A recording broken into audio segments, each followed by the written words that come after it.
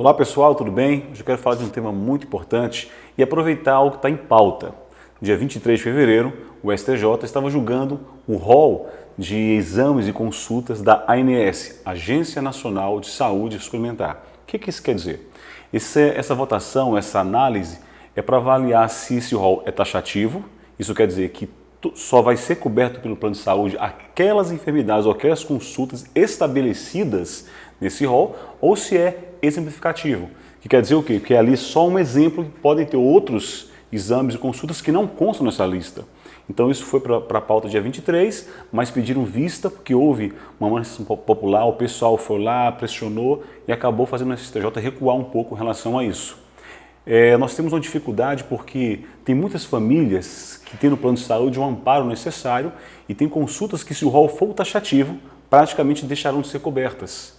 Em especial, pessoas ou famílias que têm um parente, um filho, alguém com a doença rara, tá bom? Então isso é muito importante nós ficarmos atentos, o STJ tem que avaliar isso com muito cuidado, esse rol não pode ser taxativo, ele tem que ser exemplificativo para que as pessoas possam ter acesso e que os planos de saúde não se limitem somente a um número X de consultas ou especificamente um tipo de exame bem particular, deixando assim de lado outros que poderiam ser atendidos pela comunidade e que podem alcançar pessoas, em especial, mais uma vez, que possuem doenças raras, tá bom? E hoje temos um convidado muito especial, meu amigo, meu irmão em Cristo, pastor André, que é a esposa da dona Marina, que são pais do Samuel, que é um milagre que Deus colocou nessa terra. E eu queria assim bater um papo e você vai entender no decorrer dessa entrevista, desse bate-papo, por que essa questão da ANS, desse rol taxativo, é tão importante ser avaliado e pensado de maneira mais social do que simplesmente questão empresarial, tá bom? André, me conta um pouco da sua história. Prazer estar aqui com você, meu amigo, né, Anderson. E sempre foi um desafio para nós, né? Porque quando você recebe uma informação que você está ali aguardando um filho e ele é uma criança que vai vir como especial, é uma informação muito difícil para a família, né? É algo bem pesado. Todo mundo programa um filho normal, você quer viajar com seu filho, você quer ter as coisas, né, normais com seu filho. E quando a gente recebeu, né, a informação, a Marina estava na gestação, se eu não me engano, no 6º mês aproximadamente, foi um baque para nós, né, porque a gente, né, sonhava com o Samuel, foram 6 anos. Né? Então Samuel realmente, ele é um milagre, ele veio por métodos naturais, a gente já tinha procurado fazer fertilização, e o Samuel resolveu vir na pandemia, né? Que foi realmente um milagre para nós. E ao mesmo tempo foi um desafio muito grande, e a gente precisou trabalhar, né, dentro da gente para estar recebendo o Samuel e dando todo o apoio que ele precisa para se desenvolver.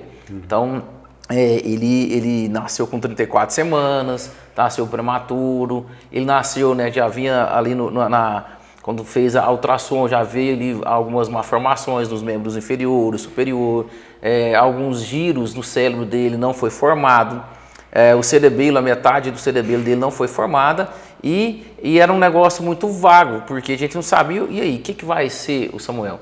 Existia ali uma pré-síndrome que ele foi, né, pré-diagnosticado, depois foi feito alguns exames para ver se tinha síndrome, se não tinha, que era uma trissomia. Né? Então isso, pensando emocionalmente, foi muito difícil para nós.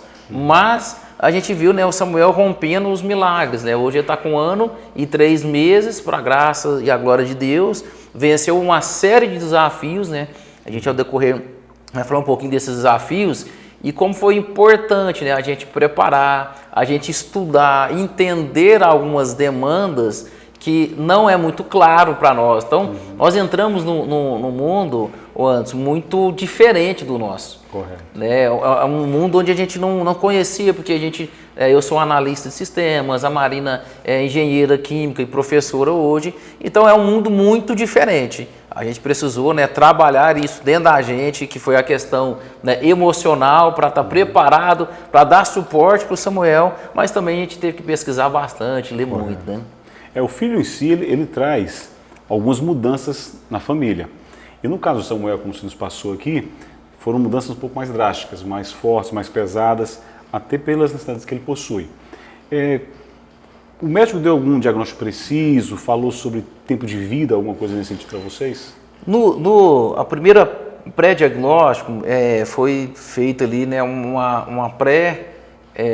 pré-diagnóstico que seria uma trissomia chamada T18, que é a síndrome de Edwards. É uma síndrome muito agressiva, a expectativa de vida ela é muito pequena, muito curta, ela é uma síndrome mais nova, então não tem-se tantos estudos. Se eu não me engano, a pessoa que tem mais idade, que tem essa síndrome, tem aí seus 7, 8 anos, não é uma síndrome, então a maioria ali é semanas, dias, talvez meses, né? Só que era muito vago, né? Tinha características dessa síndrome, então para nós, então nós decidimos, né, viver um grande milagre que seria o Samuel. Ou a gente poderia ter um grande luto ou um grande milagre, porque o Samuel não tinha, né, claro o que deveria ser. Até fazer alguns exames e diagnosticou que ele não tinha a síndrome, né? Correto. Interessante. E só para registrar, na segunda-feira, agora dia 28 de fevereiro, comemora-se o Dia Mundial das Doenças Raras. Eu quero até ler alguns dados para vocês. De acordo com a Organização Pan-Americana da Saúde, o Brasil conta com 15 milhões de pessoas com algum tipo de doença rara. São consideradas doenças raras as que atingem até 65 em cada 100 mil pessoas. Estima-se que existem entre 6 a 8 mil tipos diferentes de doenças raras em todo o mundo. Então, assim, na segunda-feira é comemorado esse dia, e no meio dessa comemoração nós temos essa questão aí no STJ avaliando se o rol taxativo ou não. Mais uma vez, essa questão do rol taxativo praticamente vai coibir, se isso acontecer, alguns tipos de exames e consultas que os planos de saúde cobrem. Qual seria a repercussão para vocês em relação a isso? E hoje, como é que está essa relação com o plano de saúde? Tem coberto tudo que vocês precisam? Como é que está? Antes, é um negócio muito interessante, porque o que é o processo de uma pessoa que tem a necessidade especial, né, como no nosso caso o Samuel? Ele precisa de reabilitação.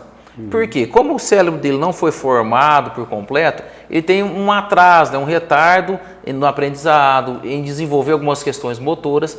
Então, a operadora, né, ela fornece pela ANS lá, né, algumas terapias, né, para ele. Então, fisioterapia, fonoaudiologia, aí tem terapeuta ocupacional, e entre essas terapias existe algumas terapias mais específicas, que é, por exemplo, a piscina, é o cavalo, né, que vai ajudando a criança, principalmente no estímulo, né, de desenvolver aquilo que ele não aprendeu, por exemplo, equilíbrio, raciocínio, conseguir pegar um objeto.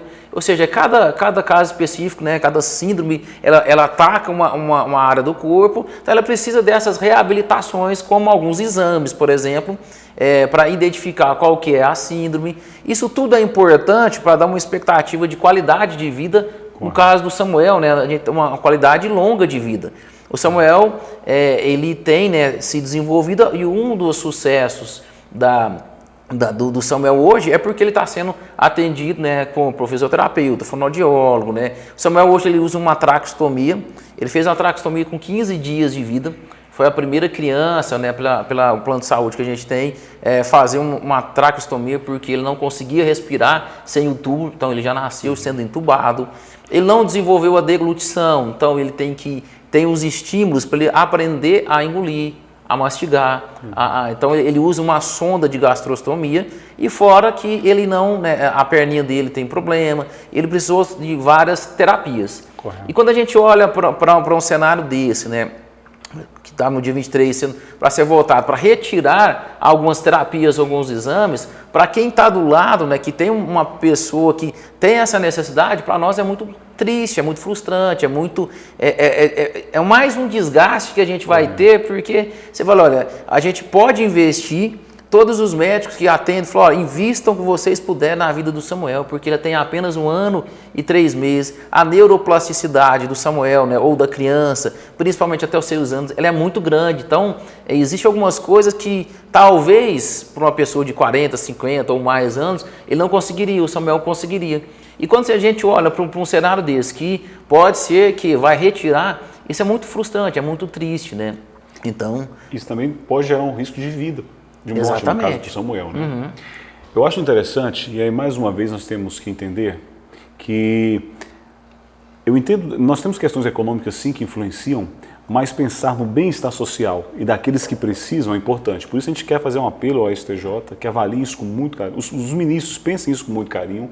Não é somente um anseio de um grupo de empresas, de seguradoras, mas de uma comunidade de pessoas que precisam do nosso afeto, do nosso cuidado, do nosso carinho. André, para a gente encerrar, queria te fazer uma última pergunta. No seu entendimento, e você tem passado por muitas lutas, você nos passou, qual seria hoje a maior dificuldade? Você já teve que recorrer à justiça para ter seus direitos atendidos? Como é que está essa questão? Hoje, né, por ser um mundo muito complexo, muito diferente, né, a gente vê várias barreiras, né, a gente esbarrou em algumas barreiras. Então, por exemplo, teste genético. No Brasil se faz 4, mas existe um outro teste que ele é enviado para a Alemanha, que é o do genoma.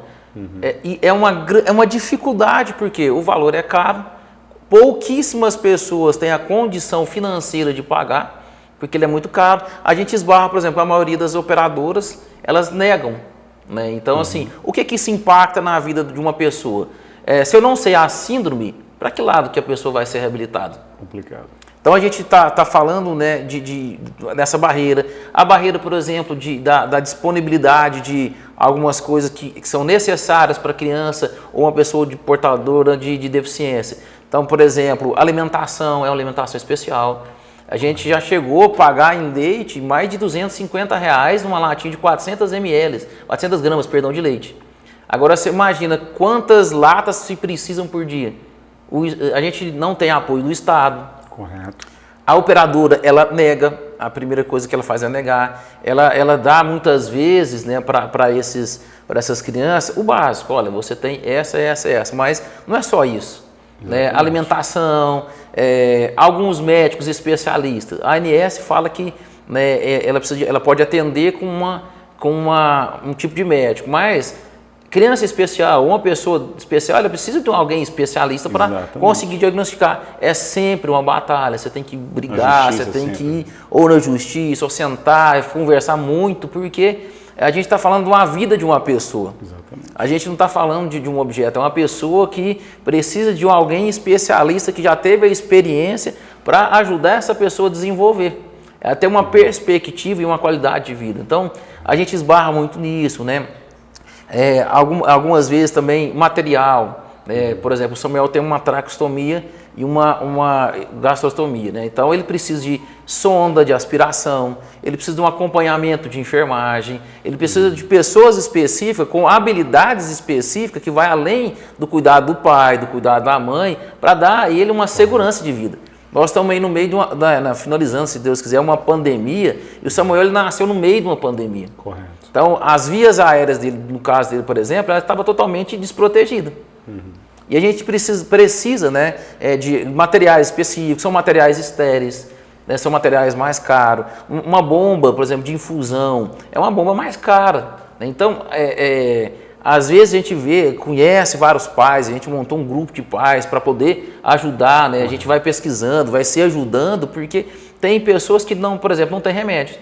Tem que entrar na justiça para recorrer e ter o remédio. Por exemplo, anticonvulsivo. Tem anticonvulsivo que é extremamente caro. Aí você pega uma pessoa que a gente não tem a condição. Como é que essa criança, ou essa pessoa, ela vai ficar sofrendo crises convulsivas até conseguir por alguém ou ir pelo método da justiça? Então, às vezes, o sentimento que nós que estamos vivendo isso, é uma dor nossa, às vezes, um certo abandono também. Exatamente. Sente abandonado pelo governo, abandonado pelo um operador. Existem exames extremamente caros que a gente vê que a maioria das pessoas elas não fazendo porque não consegue isso. Isso implica que a pessoa não tem uma perspectiva de vida. Ou vai ter um diagnóstico muito tardio que poderia ter sido tratado lá na maternidade do hospital, já começar o desenvolvimento, e não se começa, implica que a pessoa não consegue se desenvolver a parte cognitiva, a parte motora. Então, são grandes desafios, né? E eu, como um pai, como alguém que está vivendo isso, né, eu quero reforçar, né, o seu pedido aí, né, aos ministros, porque nós estamos tratando de vida, são pessoas que têm o direito, né, de ter uma qualidade de vida, o direito de viver, o direito de... Né, a maioria que você sente, eles lutam bravamente pela vida na limitação que tem. Então, fica aí o nosso pedido, né? Eu, de todos os pais que somos amigos de crianças especiais, nós queremos deixar esse pedido. Por favor, não façam isso, porque vai privar e vai ferir uma centena de pessoas. E tem muita pessoa, pelo incrível que pareça, que tem uma síndrome rara que nem diagnosticada foi, porque hoje o que a gente tem não consegue chegar a um nível de ter um diagnóstico. Essas pessoas elas estão vivendo sem ter ali um tratamento, uma reabilitação adequada. Isso prejudica a casa, prejudica ela, prejudica a sociedade. Exatamente. A gente não tem preparo, por exemplo, se a gente for parar para pensar, quantas escolas hoje estão preparadas para receber crianças especiais? Quase nenhuma. É uma realidade e são questões complicadas que nós temos vivido. Eu quero aqui, já para encerrar esse nosso bate-papo, depois vamos marcar mais um. Pessoas são mais importantes que coisas, sempre. A gente não pode colocar o lado material à frente da vida. André, quero te agradecer, cara. Mandar um abraço para a Marina, para o Samuel que estão aqui do lado com a gente também. Mas eu quero encerrar como agente político, como vereador aqui em Uberlândia, eu quero fazer um apelo. E é uma das bandeiras do nosso mandato. As pessoas têm que ser respeitadas. A saúde deve muito ainda. Saúde pública, falamos aqui sobre plano de saúde, mas a saúde pública, ela tem que ter uma qualidade melhor, atendimento mais eficaz. Tem pessoas que passam meses para conseguir uma consulta. Vou lutar para que realmente possamos ter uma saúde levada a sério, para que cirurgias sejam feitas, para que consultas sejam mais ágeis, para que o povo seja respeitado. É inadmissível pessoas ainda em corredores de hospitais, é inadmissível pessoas ainda esperarem meses para conseguir uma consulta. Então vamos trabalhar para que isso não aconteça. Não somente aqueles que podem pagar um plano de saúde, mas para você que não pode pagar um plano de saúde, que vive também, precisa de um hospital público, que você seja bem atendido, respeitado, porque a sua vida vale a pena e é séria. Estamos juntos, fique com Deus, até mais.